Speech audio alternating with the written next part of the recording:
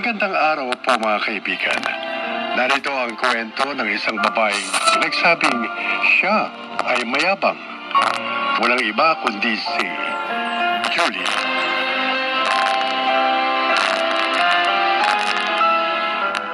Nakakahiyamang sabihin, oo, may pagkamayabang ako.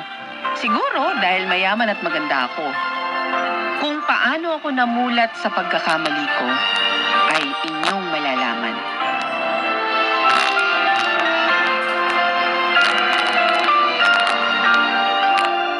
Anak, kinausap ako ng kaibigan ko, si Antonio Rodriguez, Tungkol saan, Dad? about what you did to his son, Teo. Binasted mo raw. What can I do? I don't love him. Hindi siya pumasa sa standards ko. Ang hirap sa'yo. Masyadong mataas ang standards mo sa lalaki. Dapat lang naman, Dad. Maganda ako, matalino at mayaman. Kaya dapat higit sa akin na maging boyfriend ko. At hindi po ganun si Teo. Maging yung ibang nanligaw sa akin na binasted ko rin. Kaya, sayang lang ang panahon ko sa kanila. Anak, walang taong perpekto. Even you. You're not perfect. At sana, huwag masyadong mataas ang tingin sa sarili.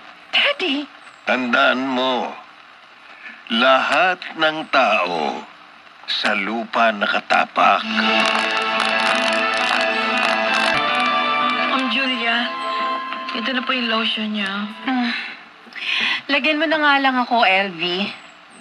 Nilagyan ko na ng pabango ang kamay ko eh. Sige po, Ma'am Julia.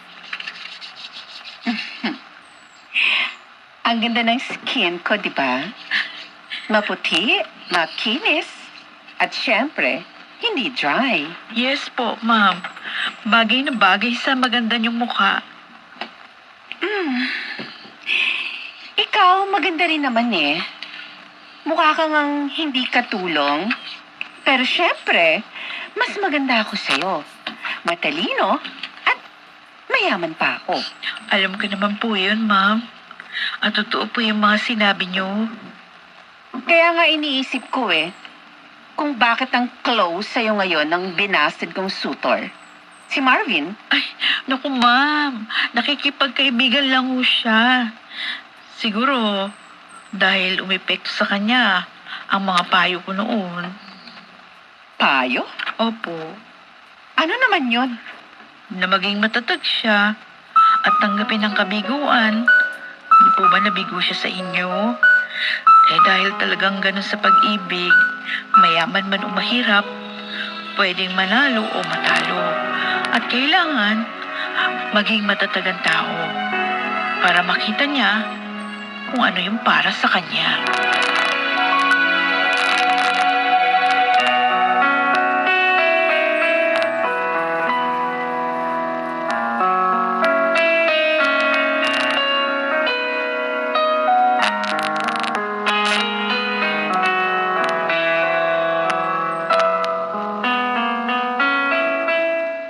Yun ang sabi niya, Kuya Rembrandt. Nakikipagkaibigan lang sa kanya si Marvin.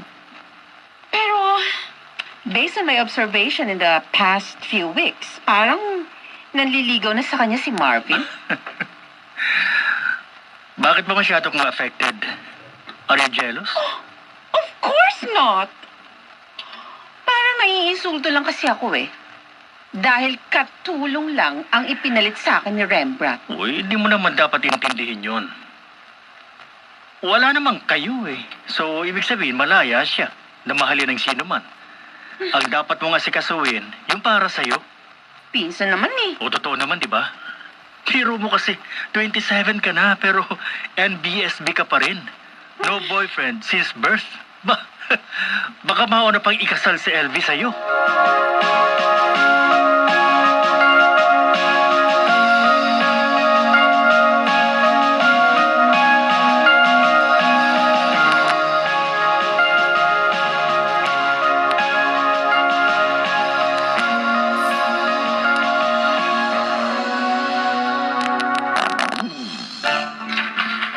Mula dito sa bintana, nakikita ko sina Marvin at Elvie sa garden. May gift na namang binigay si Marvin kay Elvie. Saya nila. Samantalang ako, wala nang nanliligaw at nagbibigay sa akin ng kung ano-ano ngayon. Sila na kaya? Inayagan ko silang mag-usap sa Arden, Oh. anak. Dad, kayo pala. Oh, bakit mo sila tinitingnan? Oh, I don't know, Daddy. Pero, parang naiingit akong masaya sila. Pero sure po ako, wala akong damdamin kay Marvin. Yan ang sinasabi ko. Huwag mo masyadong itaas ang sarili mo para maabot ka ng kapwa mo. Hindi masarap mabuhay sa mundo na mag-isa, Julia. Daddy, Kaya habang kasama mo pa ako, iayos mo na ang sarili mo.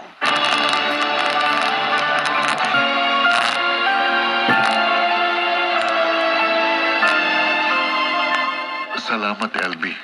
Tinanggap mong pag-ibig ko. Sobra mo akong pinasaya. Karapat dapat kang mahalin, Marvin. Kaya lang, nahihiya ako kay Ma'am Julia. Wala kaming naging relasyon, Elby. You know that. Binasted pa nga niya ako eh. Last year, di ba? So, wala kang dapat ikahiya. Ewan ko ba? Pero, nahihiya pa rin ako. Hayaan mo. Kakausapin ko siya. At ako mismong magsasabi sa kanya ng tungkol sa atin.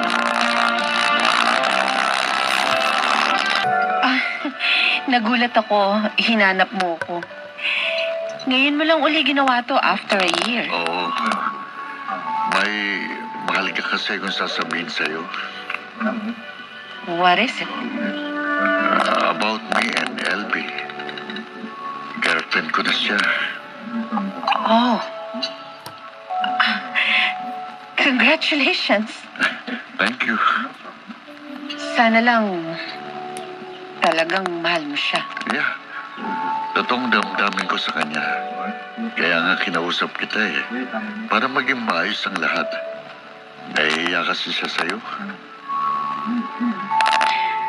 And why? Hindi naman naging tayo. Kaya wala siyang dapat ikahiya. Kahit ikaw. Wala kang dapat alalahanin sa akin. I'm happy for both of you. Bakit ka umalis kina Sir Apollo, anak? May naging problema ba? Wala po, inay. Gusto lang kasi ni Marvin na magtrabaho ako sa office nila. Sasanayin niya ako. Kaya pumayag na po ako. Ay, akala ko'y nagka-problema ka kay Ma'am Julia. Alam naman natin ang ugali niya. Hindi siya katulad ni Sir Apollo na mabait at mapagpakumbaba.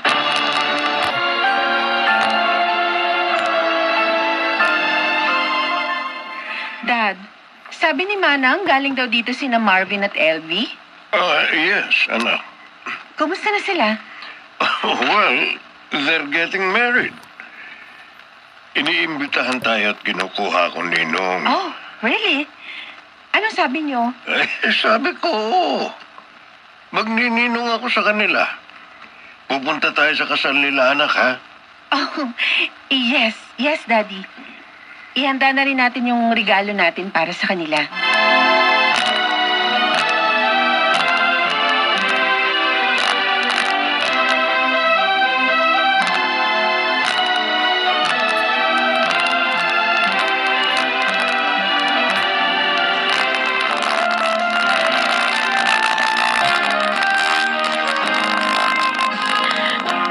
Congratulations sa inyong dalawa. Thanks, Julia. Salamat ho, Ma'am Julia. Julia na lang, LV. Matagal ka na hindi nagtatrabaho sa akin. Okay, Julia. Salamat ulit, Julia. Dahil sa'yo, nakilala kong babae para sa akin.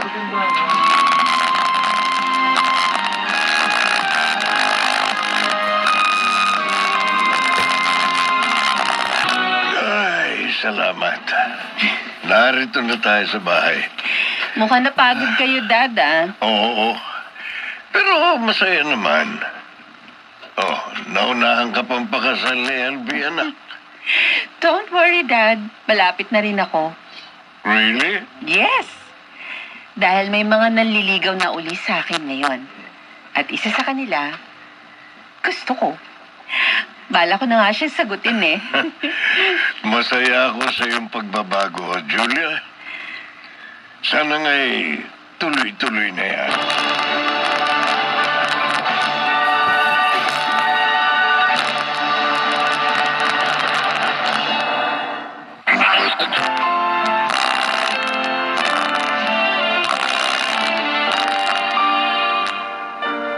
Binago nga ng aming katulong at ng dinastad kong manliligaw ang ugali at pananaw ko sa buhay. Ngayon, alam ko nang hindi dapat ipagyabang ang magagandang katangian. Misis na rin ako sa ngayon at buntis sa first baby namin ng aking asawa.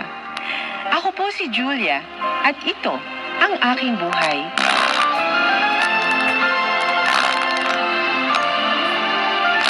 Kung minsan, kung sino yung hindi pinapansin, ay siya palang makatutulong sa atin.